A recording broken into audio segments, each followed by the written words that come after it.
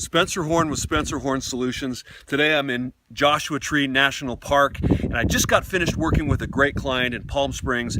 And the question that came up with my client is, how do I get my people to do what I want them to do? Working with the CEO and some of the executive team, they have employees. And in one case years ago, there was an employee that for 10 years wouldn't do what the employer needed them to do. Of course, they're no longer with the organization. So how do we get them to do what we need them to do in a very short period of time? Couple of things that they're doing that a lot of employers do, and that is they ignore the problem, let it go on for 10 years, they bury their heads in the sand so they're not really addressing it, or they tell them you need to do this or you need to change your behavior. They're telling them what to do without allowing the employee to really have buy-in. So one of the things I shared with them is a principle called IHOT. I have observed that. If you have an employee or a team member that is not doing what you need them to do, be very specific about the behavior that they're doing. You know, I have observed over the last week that you've come in late twice on such and such a morning. Here's the impact of that.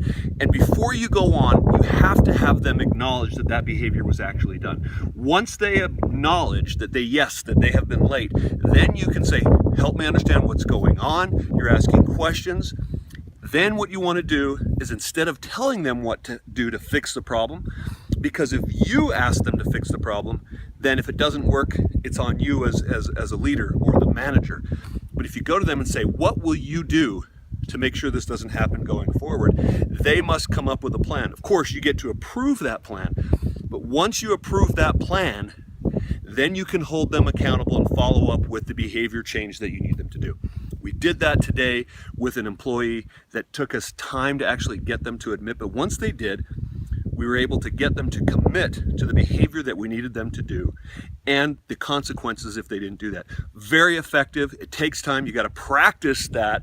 And sometimes the best way to do that is to role play before you actually go in and speak with the employee. Perfectly appropriate. Do that, get together, role play, practice, and then sit down and make sure that you're prepared to get them to buy in and let them come up with the plan. It works. Success to you.